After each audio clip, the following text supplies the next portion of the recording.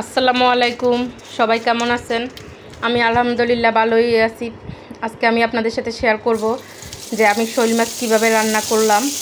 এই যে শোল মাছটাকে আমি প্রথমে হলুদ আর লবণ দিয়ে মাখিয়ে নিচ্ছি। মাখিয়ে এবার আমি শোল মাছটা একটু ভেজে নিচ্ছি। ভাজি না করলে একটু কেমন যেন লাগে, এই জন্য হালকা একটু ভাজি করে নিতেছি। বেশি ভাজবো না, হালকা ভাজা দিব। আমার রান্নাটা যদি ভালো লাগে আপনারা আমার ইউটিউব চ্যানেলটা সাবস্ক্রাইব করে দিবেন এবং লাইক কমেন্ট করবেন। আমার ইউটিউব চ্যানেলের নাম শাহানার রান্নাঘর। তো এই যে এখানে আমি শোল মাছটা ভেজে নিচ্ছি। ভেজে নেওয়ার পরে এই মাছের মধ্যে আমি হলুদ, লবণ, মরিচ, একটু পানি দিয়ে দিছি আর একটু আদা রসুন দিয়ে মানে একটু কষিয়ে নিচ্ছি। আলাদাভাবে পেঁয়াজটা পরে দিই, পেঁয়াজের মধ্যে এটা ঢেলে দিব আর কি, পেঁয়াজটা ভাজি করে। এই যে মশলাটা একটু কষিয়ে নিচ্ছি। এই যে মশলাটা কষানো হয়ে গেলে এই যে এখানে আমি পেঁয়াজ আর কাঁচামরিচ দিয়ে ভাজি করে নিতেছি। পেঁয়াজটা ভাজতেছি। একটু ভাজা হয়ে গেলে আমি ওই শোল মাছটা মশলা সহ ওইটা আমি এখানে ঢেলে দিব। আলাদাভাবে একটু কষিয়ে নিলাম আর কি।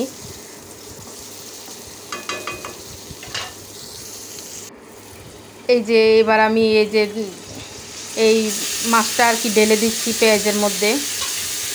এবার আমি এটাকে উল্টিয়ে পাল্টিয়ে এটাকে আমি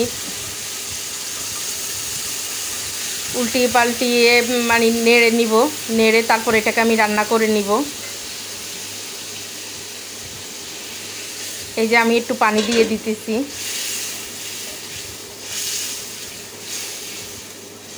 আমার রান্নাটা কেমন লাগছে আপনারা কমেন্টের মাধ্যমে জানাবেন।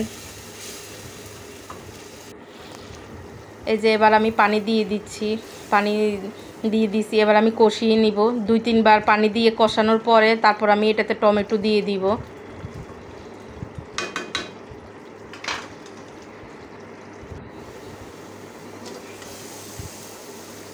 এই যে তরকারিটা প্রায় হয়ে আসছে।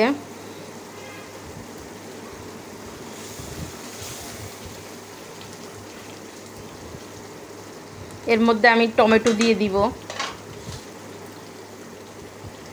এই যে টমেটোটা আমি দিয়ে দিতেছি। টমেটো দিয়ে আমি একটু কষিয়ে নিব আর ঝোলটা দিয়ে দিব।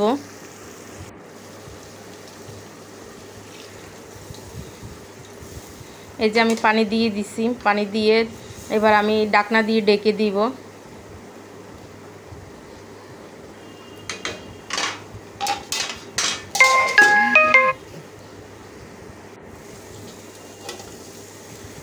এই যে আমার তরকারিটা প্রায় হয়ে আসছে।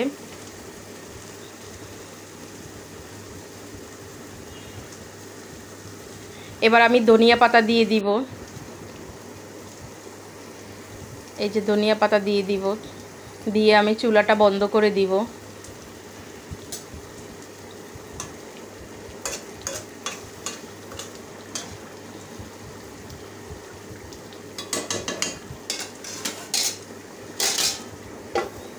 এই যে আমি ডেকে দিছি একটু ধনিয়া পাতা দিয়ে। এবার আমি ঢাকনাটা আবার তুলে নিব। এই যে আমার তরকারিটা পুরোপুরি হয়ে গেছে। আমার রান্নাটা কেমন লাগছে আপনারা জানাবেন।